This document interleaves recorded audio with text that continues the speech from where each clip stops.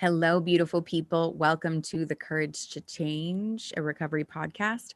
My name is Ashley Loeb Blassingame, and I am your host. Today, we have Vanessa Hurr. Vanessa is an award-winning editorial portrait photographer and resident corporate development guru for Lionrock Recovery. Her journey from entrepreneur to Lionrock teammate began in March of 2020 when a worldwide pandemic put a quick halt to her life as a photographer in the live events industry. Within weeks of coming on board the Lionrock team to assist with an unprecedented influx of Americans seeking substance abuse treatment, she lost her big brother, Matt, to an overdose in April of 2020. Even with an age difference of 5 years, Vanessa and her brother had an especially close relationship that was built on a foundation of friendship and shared love for music. The grief and sense of loss surrounding his death was compounded with extreme isolation due to COVID. The result was a calling to action and a dedication to the task of supporting people who are seeking treatment and freedom from substance abuse. Vanessa divides her time between Madison and Chicago with her husband and 2 little boys. Her life as a photographer, in addition to being a dedicated part of the Lionrock team, is evolving as she adds the title of cookbook author. Vanessa will be traveling the United States throughout 2021 and 2022 with a private chef to support and document a person's journey through recovery via food. Vanessa's goal is to provide insight into basic cooking skills and also share individualized nutritional information to people who might not otherwise have access to essential dietary knowledge that supports their recovery. She wants to set people up for success no matter what stage of the recovery they're in, so they can feel empowered when preparing meals for themselves and or their loved ones. Vanessa is a beautiful, beautiful person, and she was able to help us get to know her brother, Matt, in a way that I so appreciated, the person that he was before addiction took over. And we got to talk through what happened, what it's like now, and what it was like experiencing grief through COVID. I hope that you enjoy this video recorded version of The Courage to Change. Let's do this.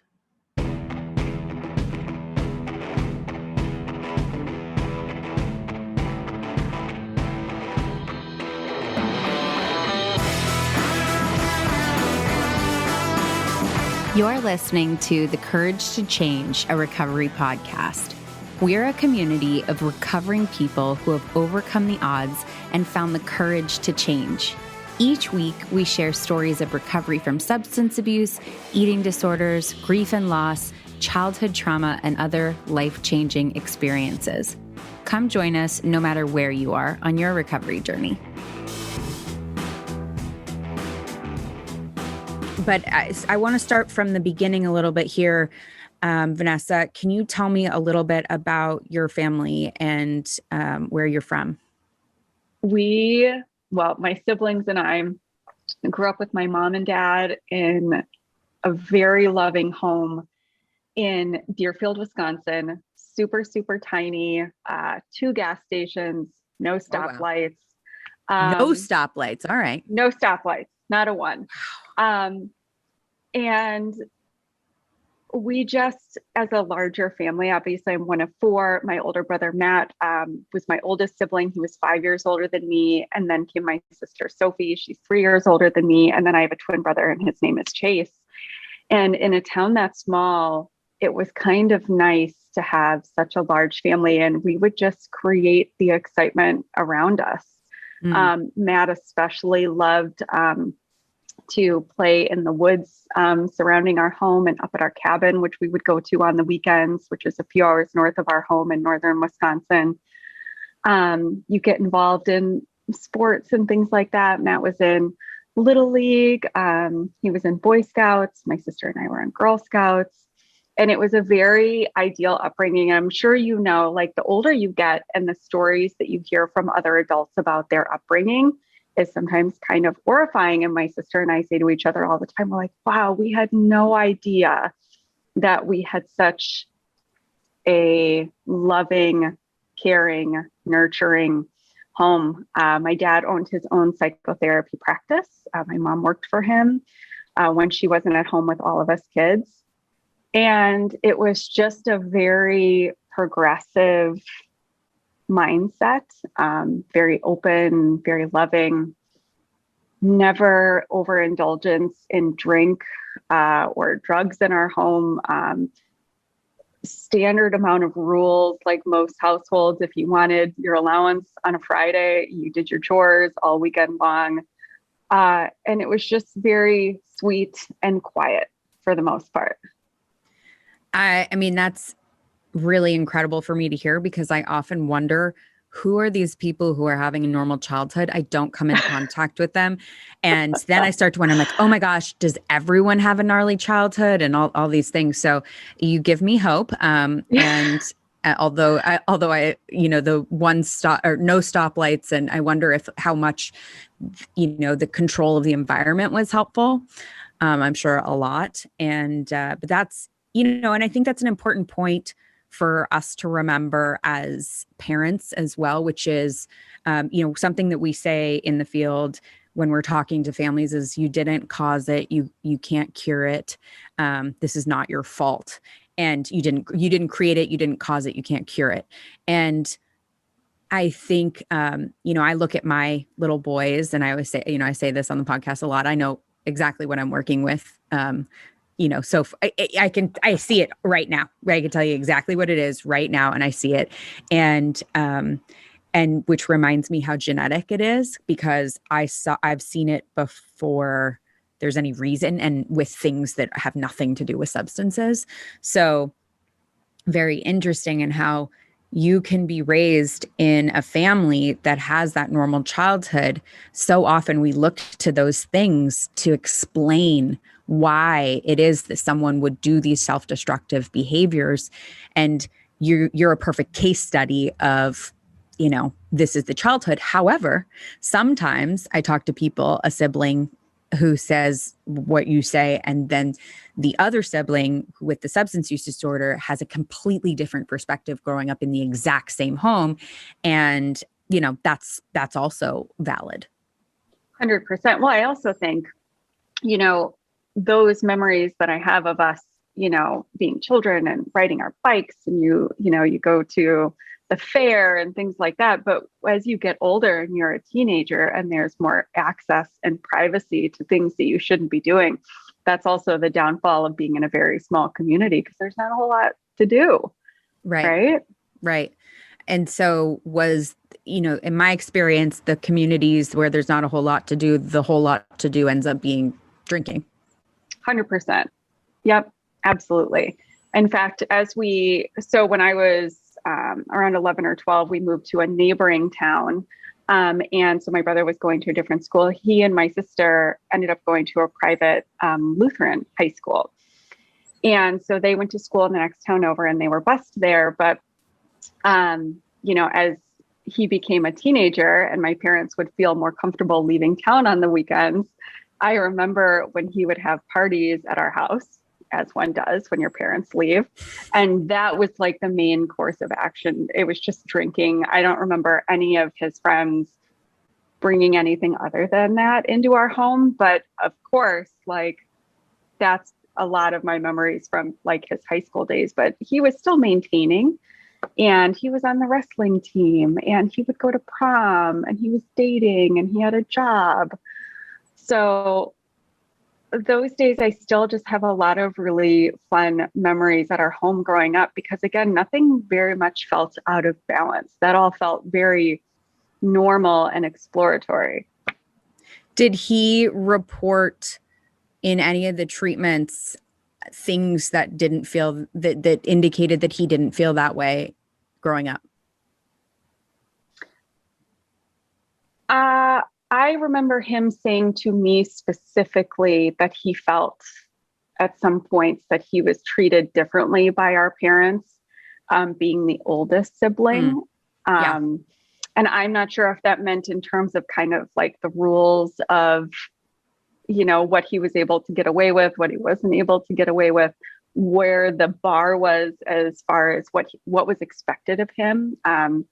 He was so gifted mathematically, and he took that with him into his college years. But he traveled abroad for an entire semester in Mexico and was speaking Spanish. And I almost wonder if, as like that first child, and then of course I'm the youngest of four, so things were pretty loosey-goosey by the time I got older. Right. But I didn't understand that from him at the time when he said those things to me. But I get that now when I talk to my two little sons about things, things that our youngest could get away with. I will go to my oldest and be like, you know better than that, or you're not doing that, or X, Y, and Z. So it's just different. It's kind of we have a lot of jokes about this. And as a twin mom for my first kids, it doesn't apply to me because I was instantly a mom of two, but I see it very much in people who, how they are with their first kid, how they are with their second kid, how they are with their third kid. And there's all the jokes about how, they have everything. They're in every picture. You have every milestone, this, that, the other. And then, less with kid two, less with kid three, what have you. And I'm the oldest of three. So my little sister, we have endless jokes about how, by her senior year in high school, she would joke that like she was just roommates with my parents because they would text her to see if she's even home. And she would say things like, I've been here for 4 hours, or, whatever. Yeah. Just like totally different mentality. And I think, I see that. I see that as having been the oldest, you don't know what you don't know. And then you learn along the way. 100%. Yeah, that's just part of parenthood, I guess. I guess. Oh my gosh. When did you start to see a change or a difference in your brother? Something that was like, that's not. It's strange because when I grew up with Matt and when we were younger, he and I were very, very tight and we had a very close relationship. There was obviously a gaggle of kids at all times, me and all my siblings, and then everyone's friends that are over all the time. But it never seemed to occur to him that it was uncool to like have his little sister tagging along. I love that. And so he and I always spent a lot of time together. He loved music an incredible amount. He always had, a lining around his bedroom wall of Rolling Stone covers, constantly introducing me to music. He was, playing Metallica and The Clash and Violent Femmes and Notorious B.I.G. And then when he was old enough to start going to concerts and things, he would always bring me back like some swag from the merch table. And maybe it was a button or a sticker or a t-shirt. And so something I could, take with me to school the next day, which is cute. But as that progressed into high school, then you see the partying, which again, like I didn't think was terribly out of the norm. And then when he was in his early 20s, I was getting ready to leave for college. And that's when there seemed to be a shift. A lot of his 20s and 30s are very foreign and foggy to me because the majority of the information that I was getting was like secondhand news. And it normally wasn't good news. I knew that he received a 6-figure settlement from a car accident that wasn't his fault. And around that same time, he moved to Minnesota with a girlfriend. And it's my understanding that that really helped kick off I'm sure. What he was able to get his hands in and in large quantities, and really surround him with people that I'm sure he thought loved him, cared about him, but that were more or less partners in crime. And I know that that's when the meth use started. What was the car accident? How bad was the car accident? I'm not sure if that was when he came back for a visit or if that's when he returned back from living in Minnesota, but he came back to the Madison area where my family was living. And it was New Year's Eve. I was living in Florida going to school. But it was, New Year's Eve in Wisconsin is freezing. He was out with a bunch of friends. He was at a bar. He met a girl, and it progresses to, kissing and things. And then they head outside. I'm not sure if they had the intention of going somewhere, but they got into a friend's car, and they must have thought that they were just getting sleepy. That's my assumption.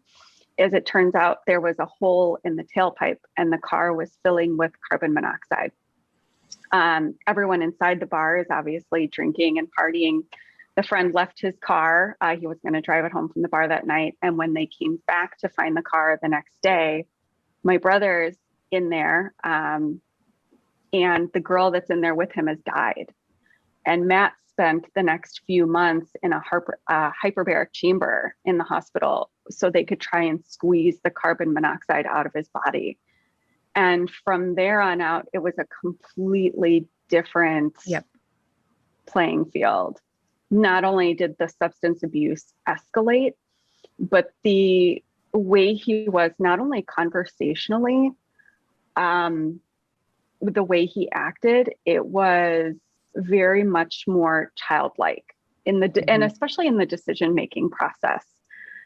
Things that you would do in your 20s and 30s didn't necessarily mirror Matt's thought process and how he was absorbing information and interacting with people. It was very hard for him to be able to socially interact in a way that he felt comfortable. And I think that drinking or whatever he was on really helped him feel more comfortable meeting girls, going out, making friends, all of those things that you want to do in that stage of life. And it was really hard to see. But again, a lot of this information I would get on a phone call from family, my sister, my parents. And as a sibling, I'm sure your siblings kind of explain this to you too, but like, you're angry, and frustrated and disappointed. And I'm having conversations with you or with him. And I'm like, what is the problem here? Right. Figure it out. Right. Figure your shit out. But again, you also, that waxes and wanes because you love them and you want to support them and you want to be a shoulder to lean on. So it's very much a back and forth, a volley, if you will. The highs, as you know, are really, really high. I remember coming back and watching him walk the stage at his graduation from college and being so incredibly proud of him. And we went out to eat afterwards as a family to really celebrate him and show him how proud we were. And then the lows were so low when he was on a bender and he's going from apartment to apartment, or he's homeless and he's on the street. And I remember visiting him in county jail once, and he and I both had a good cry. And I just said, let's let this be the last time we do this. We don't have to do this again. Let's not do this again. You tell me what you need and we'll do it. And so we repeated that process and repeated it and repeated it. What did you think about addiction and substance use? You have an interesting angle on this in that your dad was a psychotherapist, right? So your dad has some amount of, significant training and understanding. What was your understanding of substance use disorder and what was going on before you came into the field? My knowledge was always very limited, but in our household, in the terms of my brother Matt, was that treatment is always the answer. Right. Okay. We explored that from a multitude of directions, whether it was tough love, working as a team to try and get him to come to the other side. Are you willing to go to treatment this week? I'm sure we all played a role in, facilitating somehow his poor decision-making. And we all would take turns saying, I can't talk to him this week. he's off the rails. I'm getting phone calls 20 times a day about what he needs. You deal with it this week. So it was nice to be able to have the other people to go to and say, Yeah. I don't know what to do this. He's calling me and he's hungry, but I don't want to give him money. I'm going to go get him a sandwich or I'm going to go with him to Target and we're going to go pick out a sweatshirt and a few things that he needs, or I'm going to go get him a haircut. He's feeling really down. I just want to spend some time with him. I'm going to take him out to lunch. And to that extent, you're kind of just doing the best you can and rewarding especially good behavior and wanting to keep him with building momentum when he's on a dry run and he's on the wagon and he's doing really well. And then really going to my mom and dad and seeking answers as to what their preferences were and what next steps were, because there was a lot of times where I didn't know what to do. Yeah. And especially when things were tumultuous. And if I was living out of state at that time, kind of leaning into my siblings and my parents and saying, what is the plan? And then there was a time after he got out of county jail, there was a 3-year period of time. He was at a men's halfway house, if you will. And that seemed to get him on a trajectory upwards. And he was working at a large hardware store chain here in Madison as a manager, and he loved it. And he's a doer and a builder, and he's a yes man. And he thrived in that role, and he's making money. He had a car again, freedom. And he moved into a house that my brother owned in northern Wisconsin, very close to our cabin, and was just crushing life. He was happy. He looked good. He was eating well. And you could just see that the boost in spirit and the momentum he had built was really boosting his confidence. But there was always so many times where he'd come to me and he'd say, it's not only hard to meet friends up here because it's very isolated, but I really want to go play pool with everyone, or I really want to go play volleyball, but everyone's just getting wasted afterwards. Or I really want to go on a date with this girl, but she says, hey, do you want to get drinks after work? And I don't know how to talk to her about that. And I don't feel like I was as helpful as I could be now being in this role that we're in, because I didn't have the answers. My knowledge and my skill set were so limited that I probably said something stupid like, well, why don't you just go and not drink? As if that was an option. And of course it is, but I feel so much better prepared now, of course, too late in the game to be able to support him and continue to help him with those situations. Yeah, I think, I can completely empathize, and no matter what anyone says, we're always in those situations going to ask, could we have done something differently? Maybe I said the wrong thing. But the reality is, having been to lots of treatment, it would have been something they covered, that they talked about. And there would have been people he could have reached out to who would have known, quote unquote, the answers. And there's sober community, whether it's Alcoholics Anonymous or other support groups that could have helped with that. So, the good and the bad news was that, you weren't the cause, and you weren't the breaking point on that. But I can imagine, as I would even with my kids now who are, alive and well, I still think about what could I have done differently in the last 4 years, or what, you just always, you want to do the best you can. So it makes complete sense. And I think it's one of those things where I was, as you were describing your brother, all these other young men that I know were popping up in my head who have passed away, similar situations, struggle connecting, very talented, ended up isolated, and just couldn't connect with the community, with a community, which created an isolated environment, and isolation fuels alcoholism. We call alcoholism as a disease of isolation. So it is you're describing I can see the whole thing playing out. you know, your brother, it sounds to me like there was a really deep desire for your family to have him tell you what it is that he needed. I heard you say, tell us what you need. Tell us what you need and we'll give it to you. We'll do it for you. And I was having flashbacks of conversations that I've had, and where people who love and care about you want you to be able to tell them, what do you need to get better? And you're telling them, I want to get better. I don't want to be doing this anymore. And they're saying, okay, what do you need from us? And they're willing to do anything. And the problem is that we don't know what we need. And we desperately want to, and we make shit up, and we think that this might work. And I might, if I took this medicine, or I went to this place, or I saw this therapist, or I joined this club, or whatever, we think I got this job.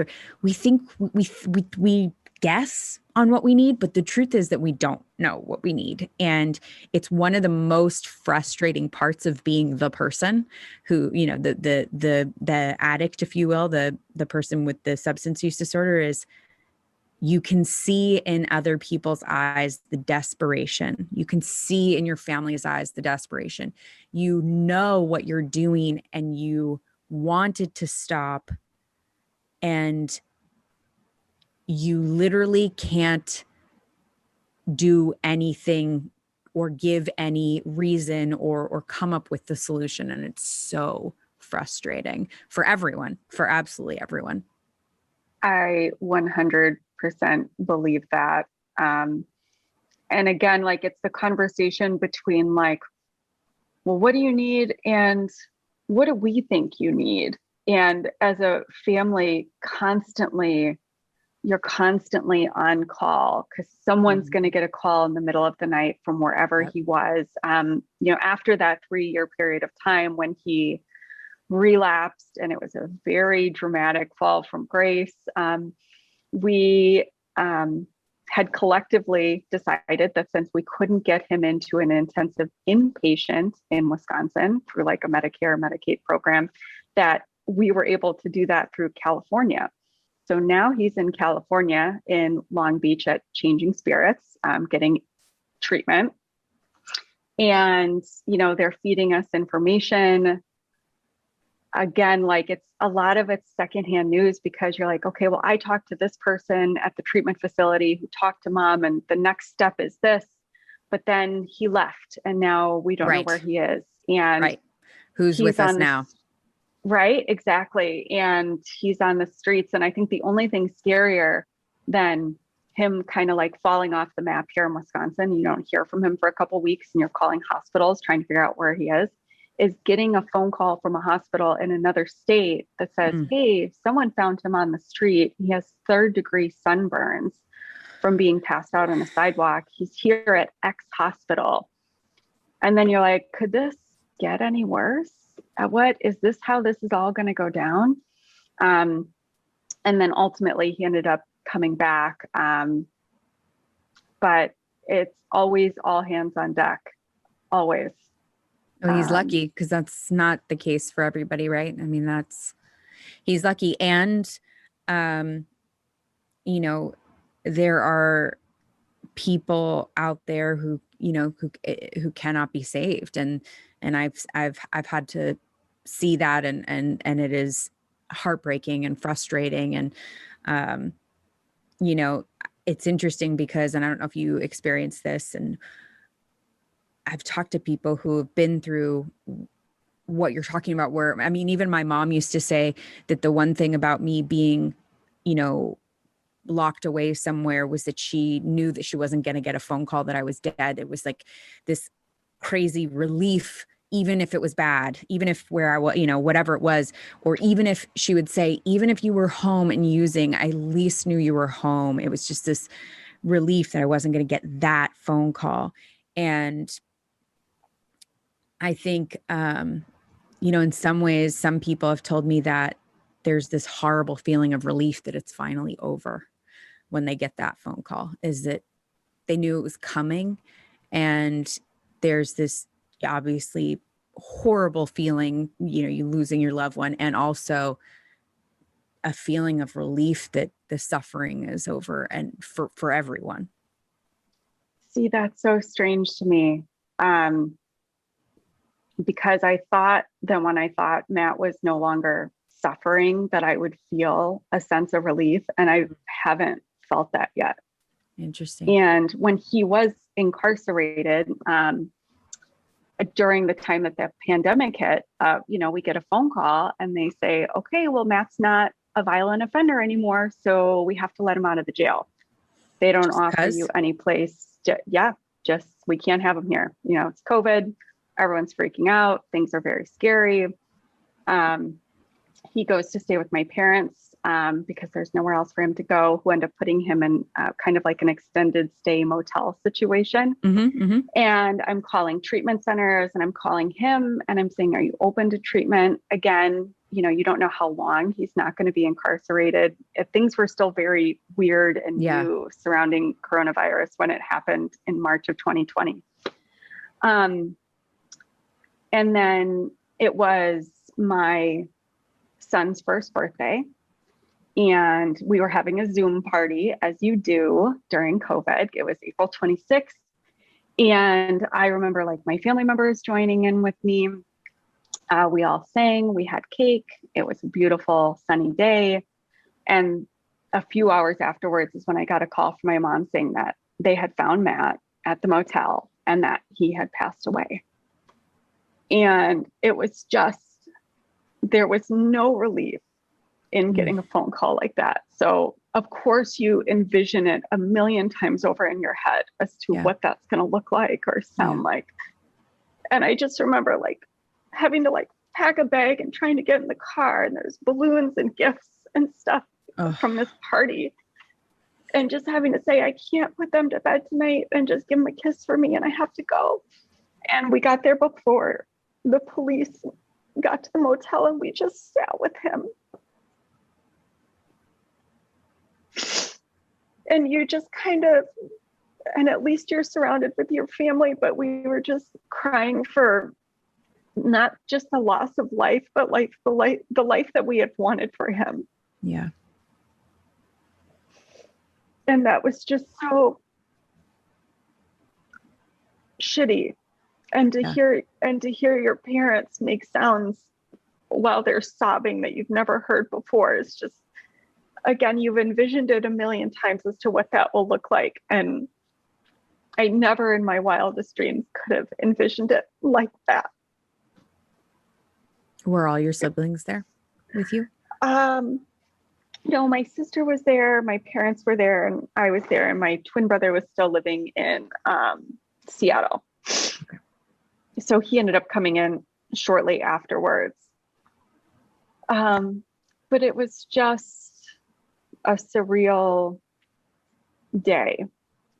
And we were kind of getting little bits of information from people that were also at the motel about, who had been there with him. Mm-hmm. And, how late this other person had been there. And, we can kind of see what's transpired in this motel room.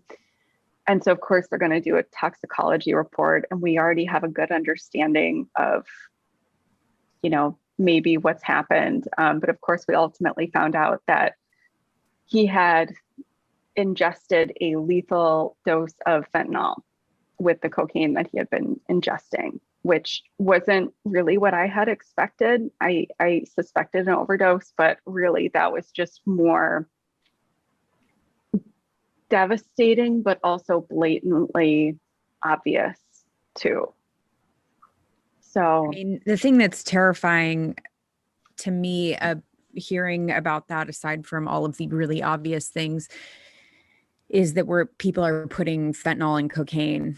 I'm sure that your brother didn't know that, because most people who get cocaine aren't looking for an opioid. And that's the kind of climate that we have in today that didn't exist when I was a kid the same way. And it is really, really terrifying. And not the first time, or doing cocaine, you could get really addicted. It could be bad, but for the most part, most people, again, most people weren't going to overdose on cocaine. It just, the odds were not there, but putting fentanyl into some of this stuff is just, I don't know. I don't even know what to think about that. Terrifying. And as Yeah. someone who's experimented Yeah. with a lot of things, it had never dawned on me Yep. that that's what could happen. Yep. So to lose a sibling to that, and to know that it takes the teeniest, tiniest speck Yep. for this to happen is devastating. It makes me hurt for other families. It makes me hurt for young people that wanted to experiment or, explore any number of things. And oh my gosh, it's just too much. It's very sad. Yeah. You joined a club you didn't want to be a part of, Peter said that to me once, and it was very nice to be with a community of people. I've been a professional photographer for almost a decade.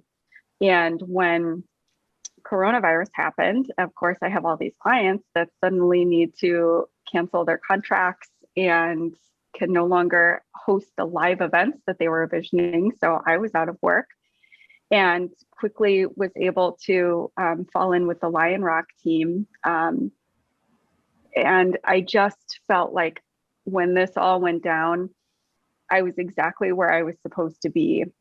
And to be with people that not only were able to kind of speak a language to me during my grief that was in a way that I could understand, was a way that a lot of the people around me, especially during such an unnerving time, didn't know how to talk to me or didn't know how to show up for me. Yeah. And it was very bizarre.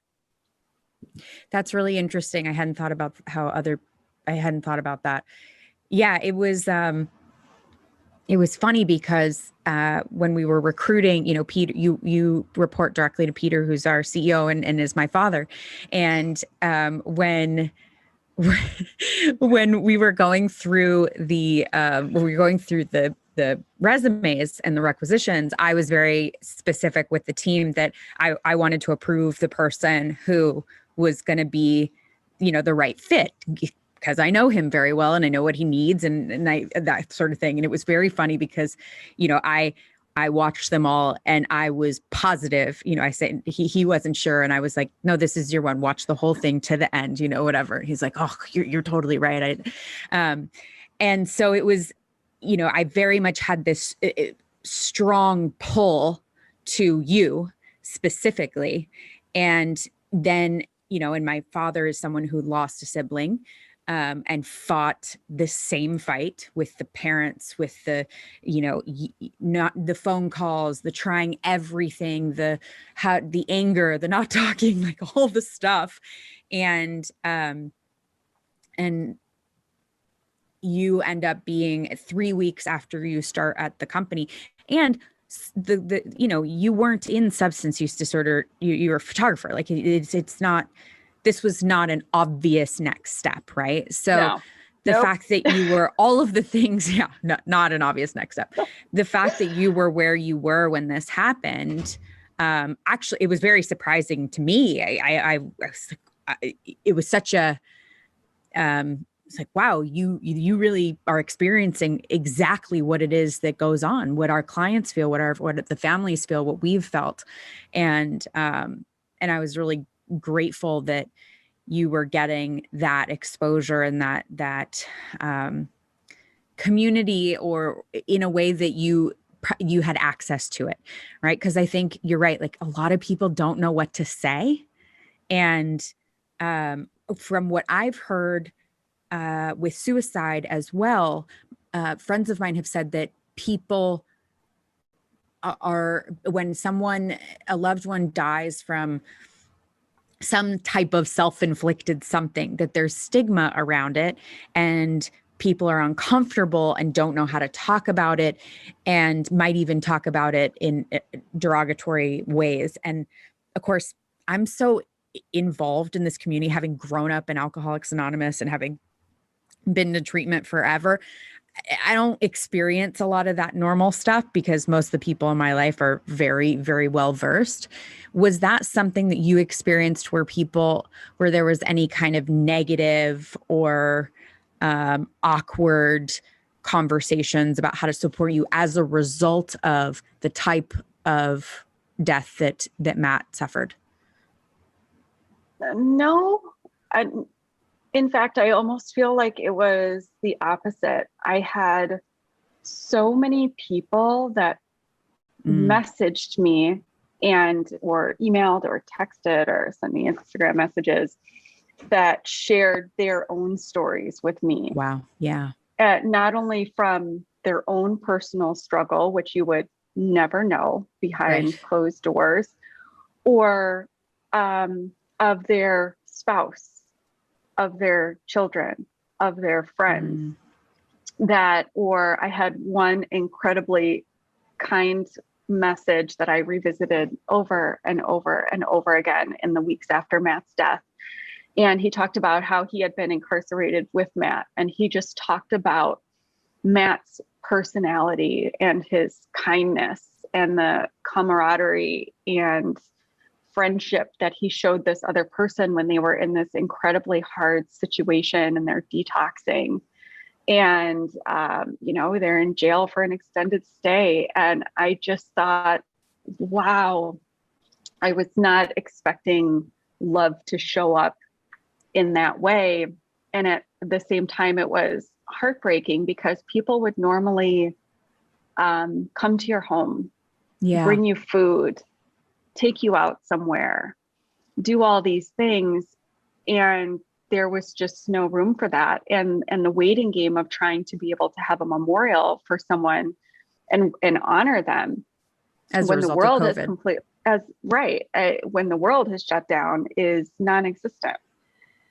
And so we waited and we waited. And then I believe it was June when we finally had a memorial service for Matt. So it was outside. It was a beautiful sunny day overlooking a lake where he fished frequently.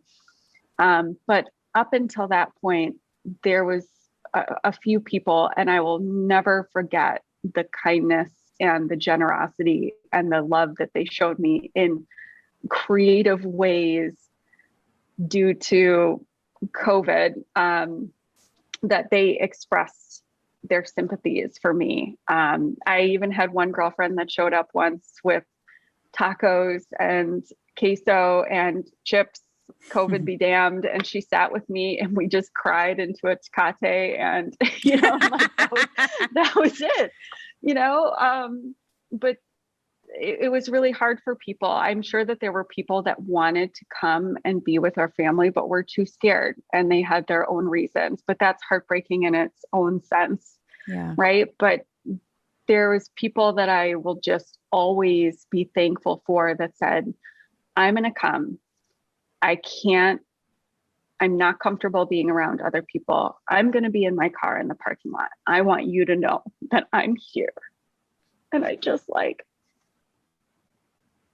the things that people did, because even if they didn't understand exactly what we were going through, they loved my family and I just appreciated that. Yeah.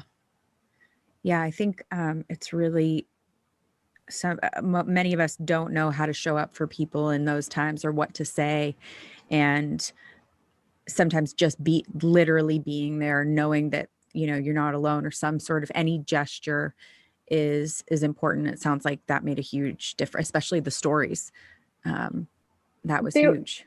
Yeah. There was one line. I had written a post on Instagram about what our family was going through at the time, and that people were seemingly attracted to or were messaging me about it. And I just said that Matt's battle with addiction that ultimately took his life wasn't and never will be his defining characteristic. And it seemed to be a common ground that a lot of people understood. And they said, that's the way that I feel about what happened to my spouse or my partner or my sibling. And I obviously didn't realize when I wrote it, but I was appreciative that people could connect with me in that way and that they understood what I was trying to say. Yeah. What you were trying to say was this disease was not who he was truly under all of it.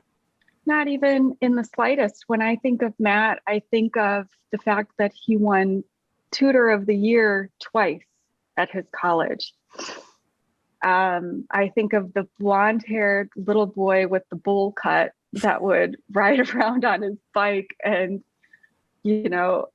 just, he was silly and he was kind. And as my sister's husband would say, he'd be like, he's the nicest one out of all of you. So like he had his own battle with addiction. But that's not the way that I think of him, not even in a heartbeat.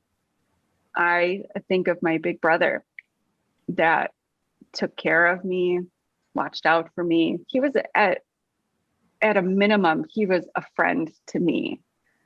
And growing up, siblings can be especially heinous to each other, but builds character, right? Totally builds character. Yeah. But that was never the case with him. And that will never change because of how this went down. Not even a little bit. What did he teach you? What did all of this whole, from start to finish, what has his life taught you? Empathy.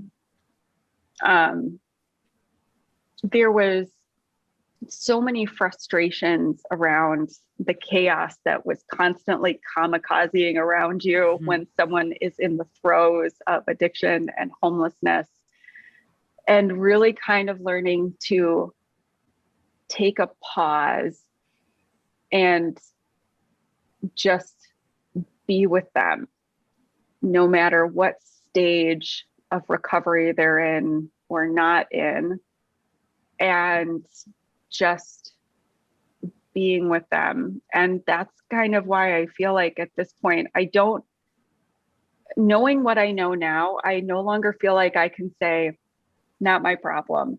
I don't get to sit back and not talk about it or facilitate a conversation or volunteer at the homeless shelter that he would stay at, or do the incredibly important work that we do at Lionrock, because there's too much knowledge to share.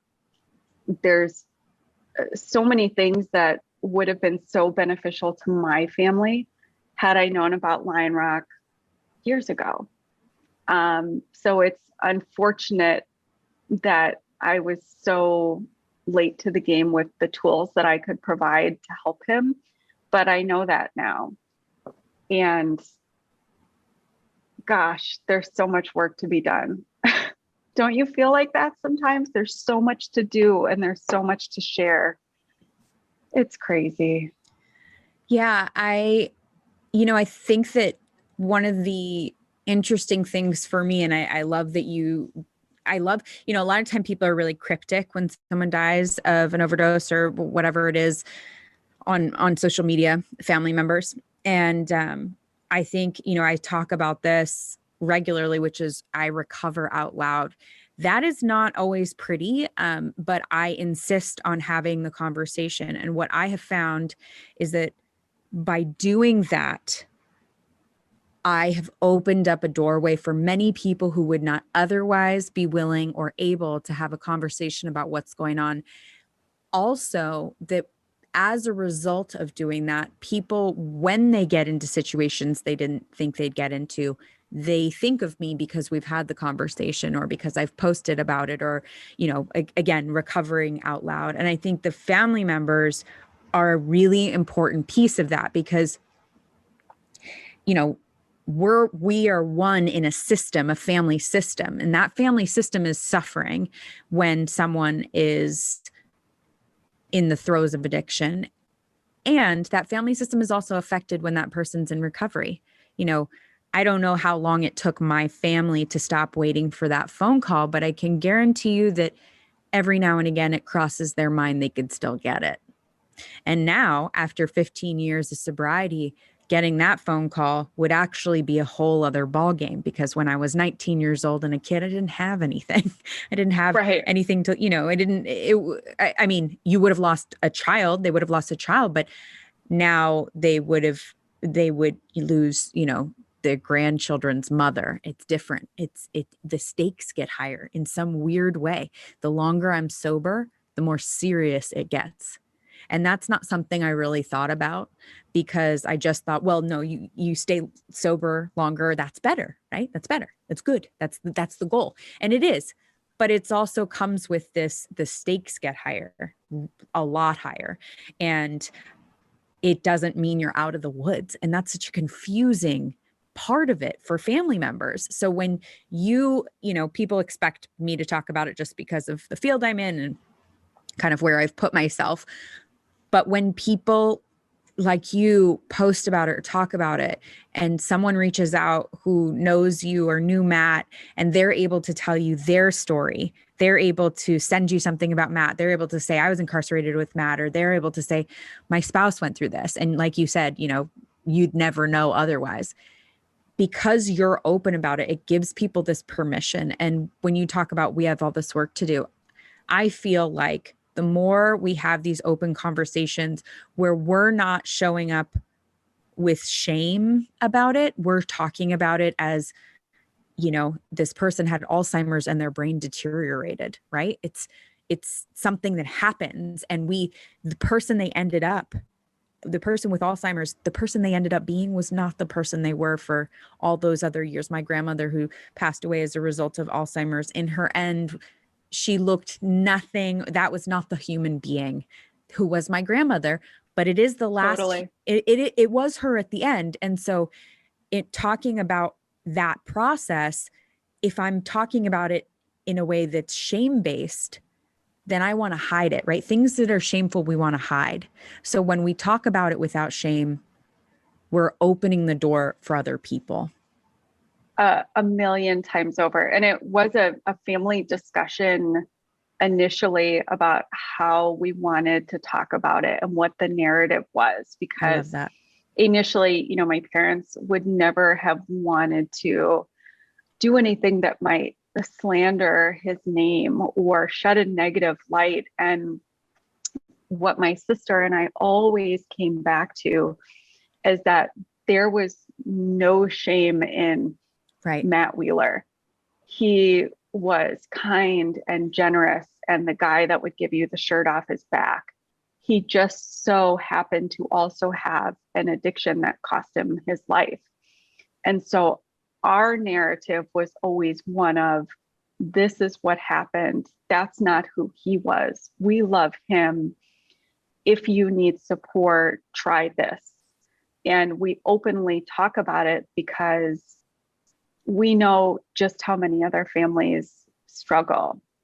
And as the older I get, I have so many friends that are in recovery or that are, dealing with issues. And especially now that I've been more closely in communication with people that have reached out since my brother's passing, it gets easier and easier to have a conversation about. Now, of course, I'll have days when we're working and I'll feel like I'm having a completely normal day and someone will say something and just tears.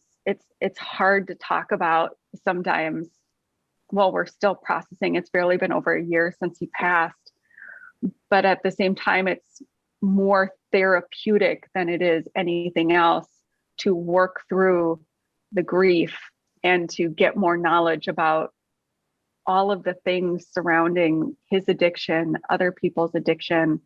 And as we talk about at Lionrock, the art of recovery.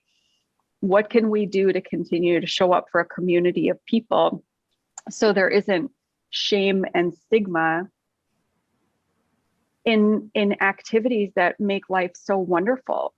What if you could show up to a race and instead of getting a drink ticket for the after party, they could give you a ticket to grab a coffee or a smoothie? What if there's a special space where we can carve out where you're with like-minded individuals who also want to do fun things in the community, and it's not surrounded by booze? Because I always go back to my brother saying, I really want to do this and I'm sober. but I don't know anyone else who is. Mm. And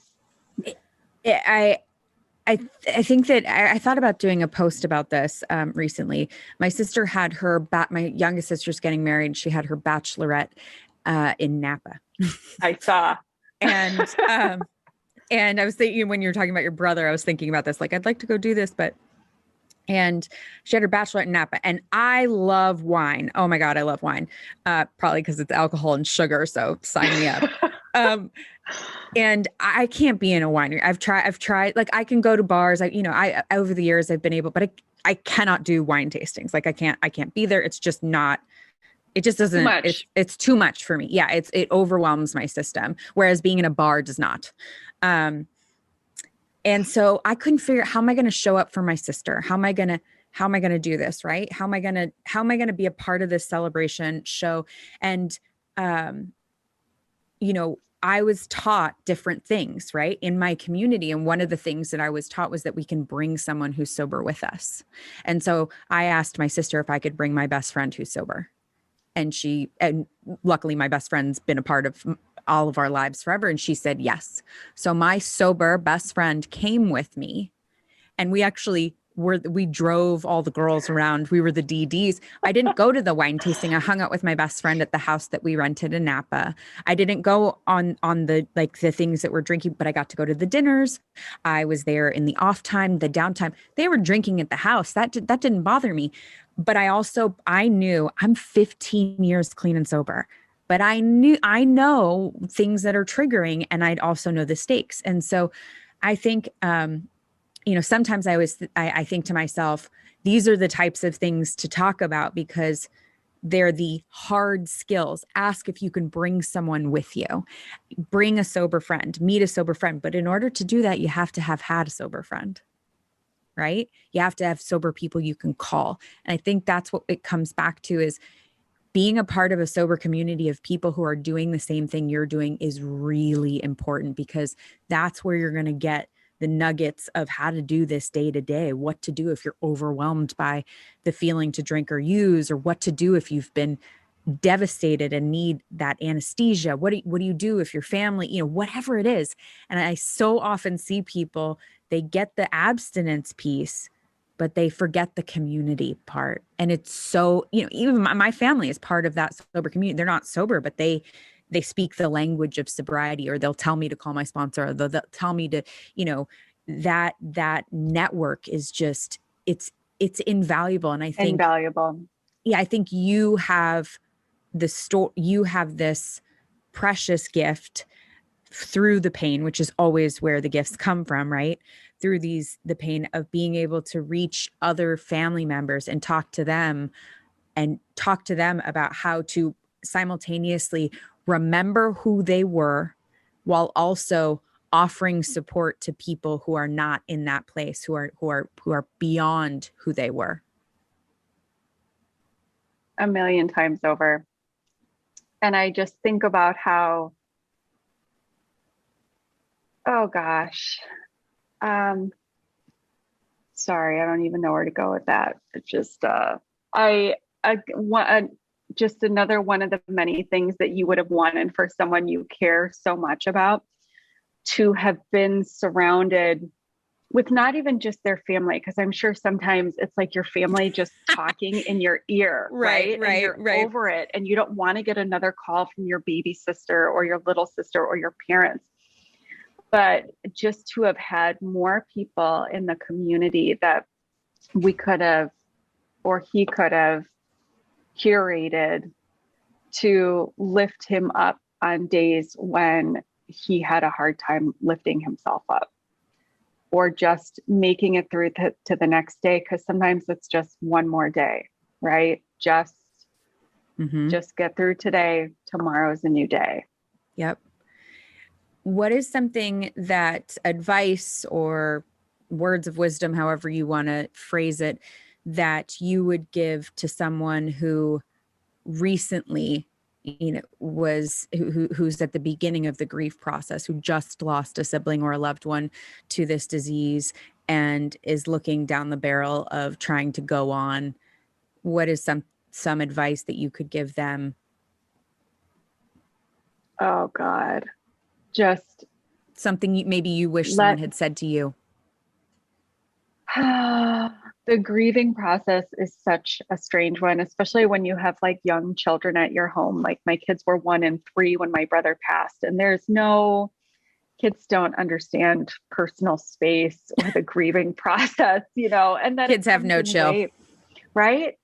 And I would tell people to just let the grief wash over you.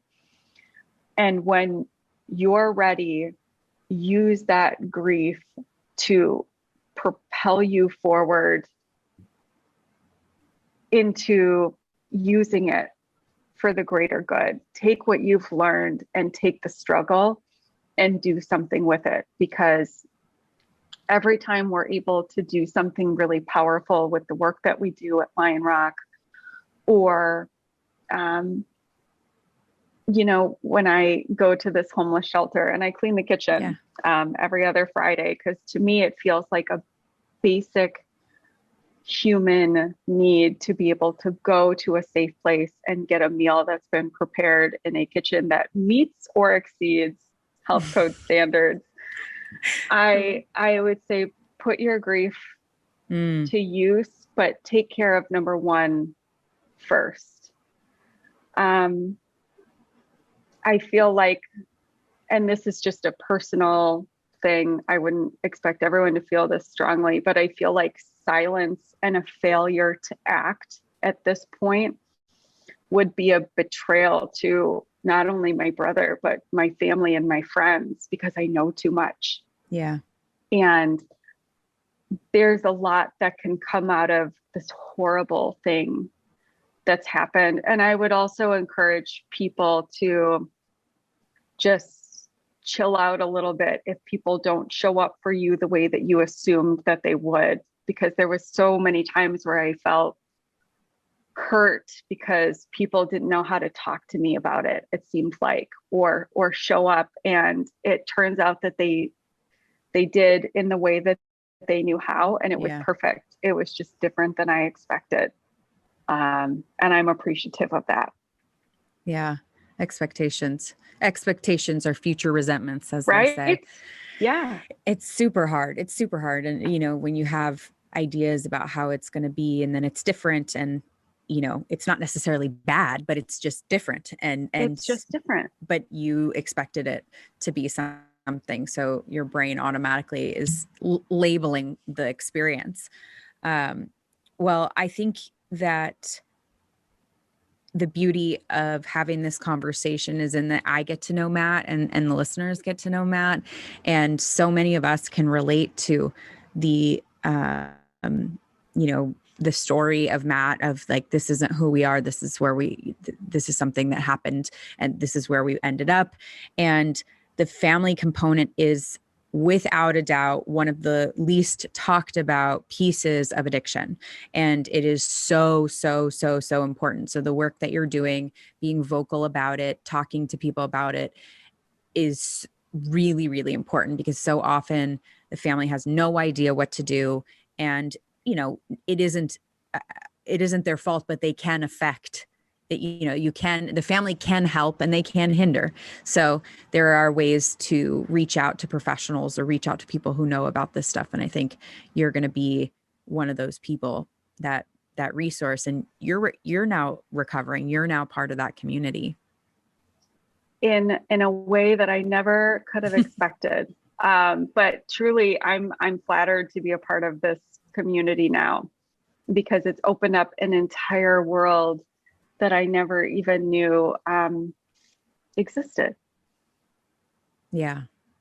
Well, we're happy to have you, and thank you so much for coming on and sharing your story. And we, the memory of Matt Wheeler lives on, and I look forward to seeing all the stuff that you're going to do, because I know you're going to take this and make this something huge and amazing and help a lot of people. We're hoping to. I hope people will follow along in the future. I'm going to be traveling around the country over the course of the next year. I'm going to be writing a cookbook with a friend geared towards what kind of cookbook? In recovery? For people in recovery. again, going back to Matt, he and other people that I've encountered in my life that were, in the throes of addiction, it was not uncommon for them to be getting entire meals from 7-Eleven or have a freezer filled with Hungry Man meals, because instead of using their younger years to really hone in on things like cooking skills or learning how to do their taxes, you're getting high or getting drunk. And I want to humanize and shed some light on, these people that are amazing human beings, but also happen to have substance abuse issues, and also set them up for success no matter what stage of recovery they're in by cooking with them, sharing with them some dietary health benefits and ways to prepare food, and just really tailor a meal that's suited to them and their specific recovery. And I always come back to, how can we continue to set people up for success in a way that I wish I could have done more for my brother or for people that I've known in my life that I care about, that are still in the recovery process. As you know, it's a lifelong thing, but it's going to be an adventure, and we'll see how it goes, but it's going to be fun. I'm excited about it. Are you going to be documenting these travels? What's the travel plan? Yeah. So we are still in the early stages of bringing on people that are interested in being a part of this project. But I'd love for people to share their story with us, and I would obviously document it from a photography perspective. And then also, they'll have access to a private chef where they can talk about things that are really bothering them in the recovery process, whether it's inflammation or if it's something as extreme as like cirrhosis. And lifelong ailments, as you kind of get your body back to a place where you feel good about yourself and you feel healthy, because fit in and fit out, right? And I don't feel like addiction, it doesn't matter if you're a female or a male or what your economic status is or where you live or your upbringing. It's people from all different walks of life. And I want to share that and showcase who these humans are in the same way that I knew who my brother was. Because if we had been able to come to him and say, you want to have a date with that girl, you don't have to go out. Why don't you prepare a meal for her? Why don't you offer to cook for her? Or why don't you have some friends over and make a meal and have a barbecue? Or find a way to connect via food that's so essential to our health and how we feed our body and our brain and how we set ourselves up for a healthy lifestyle. Yeah, I love that. I love that. It's going to be fun. Really cool. Where can people find you, reach out to you, follow your progress, and look out for this cookbook? Instagram is the best way. It's my name, Vanessa Hurr, Hurr. And we'll just be posting updates and reels and all that good stuff. It's going to be fun, and it's going to be an adventure, and we'll be across the US, all over the place throughout 2022. So it'll be a long project, but I hope people really enjoy getting to see this immense labor of love that we're working on, and how we can show up for people that are part of this huge, huge community. I love it. I love it. And you also wanted to put the Beacon website. They helped your brother tremendously. That is www.thebeaconhelps.org, BEACON helps.org. Awesome. Yeah, they were instrumental in giving him a hot meal on a day when he was on the streets, providing resources to him, such as where he could find a bed to lay his head at night. I remember going there one time during his recovery process, and working on his resume in the computer lab that they provided for free. So it was an incredible resource for people that needed a safe haven for a day, for an extended period of time, or just for a hot meal. So I love the Beacon. Awesome. Thank you so much, Vanessa. Thank you for having me. It's so good to see your face. You're a wealth of information. I appreciate this conversation. I appreciate you. And thanks for letting me do this today. It's helpful to talk about.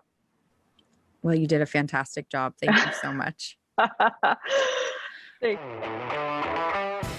This podcast is sponsored by Lionrock.life. Lionrock.life is a recovery community offering free online support group meetings, useful recovery information, and entertainment. Visit www.lionrock.life to view the meetings schedule and find additional resources. Find the joy in recovery at lionrock.life.